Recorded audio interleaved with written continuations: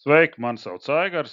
Jūs skatāties BeSafe YouTube kanālu, kurā es izstāstu savu kādu 20 gadu pieredzi, praktisko pieredzi darba aizsardzībā, ugunsdrošībā un elektrodrošībā. Sveiki! Tātad šodien parunājam par sleņķa slīpmašīnu diskiem, vai tautā viņus sauc par flekšiem, un kādas ir atšķirības un kam ir vērts pievērst uzmanību. Tātad pirmais skatāmies uz to, ko sauc par diska funkciju, kam tad viņš pēc būtības ir paredzēts, un globāli viņi dalās kā griešanas diski un slīpēšanas diski, un to var redzēt gan aprakstos, gan attiecīgi arī piktogrammās, ja tādas arī ir uz šīm te diska. Protams, ka varētu būt dažādās valodās, jo nevienmēr tur tos pašus uzrakstus, ar ko ir apdrukāti diski, arī kāds iztulko. Tātad nākamā lieta ir diska griešanas virziens. Tas nozīmē, ka mums ir pareizi jāuzliek disks. Protams, ir diski, kuriem tas virziens nav tik svarīgs, un to principā mēs tad redzam, uz diskiem nav nekādas norādes. Ir, protams, diski tādi sfēriski nedaudz uz iekšu, kurus, protams, tikai var uzlikt vienādā veidā, un tādā veidā tiek atrisināts šis te jautājums, kā tad pareizi disks ir jāuzliek. Bet, protams, ir kaut kādiem diskiem, it sevišķi tas ir vairāk saistīts ar tiem, kuriem ir zobi, tiem jau parādās šis te konkrētais virziens, un viņš ir jāievēro. Tad, principā, ir jāzina leģa slīpmašīna, uz kuru pusi griežās, atkarībā no tā, kā mēs lietojam, kā labroču vai krēģi, un tad arī disks ir jāuzliek tā, lai viņš darbotos pa bultiņas virzienam. Nākamā būtiskā lieta, protams, ir tas, ko sauc par apstrādājumu materiālu. Tātad ar vārdiem ir uzrakstīts vai bildēm ir uzrakstīts, es šeit esmu kādu paraugu ielicis, kas tie varētu būt par lietām, ko tad ar šo disku drīkst griezt. Protams, ka pats par sevi, ko varbūt tās mēs līdz šim vēl nepieminējam, nāk arī tāda lietošanas instrukcija viņiem līdzi, kurā tad, protams, arī ir norādīts, kam tad viņš ir paredzēts. Tā kā, piemēram, šajā gadījumā tas ir tāds savu veidu universāls disks, kā redzat, paredzēts gan metālim, gan akmenim, gan alumīnija, gan plasmasam, gan flīzēm, gan stiklam.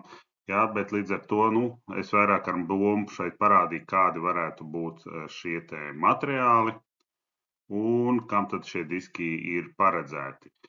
Protams, ar laiku nodilst viņi tie diski, un tas vairs īsti nav redzams, tāpēc, šis ir jāņem vērā tajā brīdī, ja mēs tiešām bišķiņi strādājam ar vienu disku, tad liekam nākamo disku. Ja mēs strādājam ilgstoši, līdz disks, tā kā ir nodils vai ir nomainījums, tad jau problēma ar šo jautājumu parasti nav.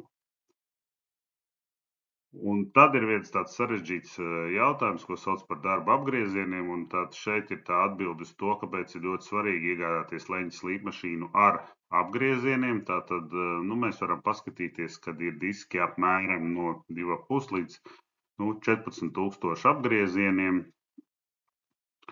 Un ir, protams, diski, kuram norāda diezgan precīzi šo te apgriezienu, kādos apgriezienos viņš ir jādarbina, ja, jo tas ir saistīts ar to dilšanu, ar uzkaršanu, ja, tad atceramies apakšā atkal tīrākā fizika, ja, lai disks pats par sevi mazāk uzkarstu, arī to, kādā veidā šie abrazīvi vai griezēju materiāls ir salīmēts, uz kuru virzienu, ja, tam tad ir nozīme, un tad saprotam, cik ātri dilst. Ja, var būt situācija, ka mēs nopērkam ļoti dārgu disku, nepareizi lietojot, pie nepareiziem apgriezieniem, ļoti ātri šis disks varētu arī izbeigties. Bet, teiksim, šajā gadījumā, es te esmu atradis vienu disku, kur rakstīts, ka maksimāli līdz 6,650 šiem te apgriezieniem, ja, tad diapazonā tātad parasti ir kaut kā 2,500 mazākais, līdz 6,5. Tā kā ņemam to vērā un atceramies, ka tad ir jāiegādājos šīs te mašīnas ar tām, kur var regulēt šos te apgriezienus. Protams, ka vēl uz diskiem parādās tehniskā informācija. Tur ir 5 lietas, kas parādās tīri atkārtojumam, lai dzīvē varētu atcerēties. Tad pirmais ir diska materiāls. Viņš var būt no dažādām lietām un attiecīgi tātad katrs šis materiāls ir apzīmēts ar savādiem burtiem. Tad ir graudu izmērs, tas ir vairāk runa par to, no kādiem tiem abrazīviem vai griezēju materiāliem šis te, attiecīgi mēs redzam iepriekš bija šis te materiāls un attiecīgi tad cik liels tas grauds arī ir. Viņš norādās tātad ar cipariem, tālāk diska cietība, bet nevienmēr mums vajag obligāti viscietākos diskus, ja? Tā kā tur ir jāskatās. Visdrīzāk, ka kaut kādā brīdī, ja mums nav ļoti liela apgriezieni, varam iztikt arī ar vidējas pakāpes cietību. Saistvielas, tas ir ar ko tad šis te disks vai šie te abrazīvi vai materiāli, ar ko griež, ir salīmēti. Un pats par sevi ir diska ģeometrija, tātad kāds tas disks ir, mēs varam teikt, plakans vai izliekts attiecīgi ar centru vairāk vai ar centru mazāk. Lūk, tas ir tas, kas parādās uz diskiem, un izējot no tā, tad mums vēl ar vienu parādās secinājumi par to, kā iegādājoties leņķu slīpmašīnu, tomēr ir svarīgi, lai viņai būtu šis te, iespēja regulēt apgriezienus.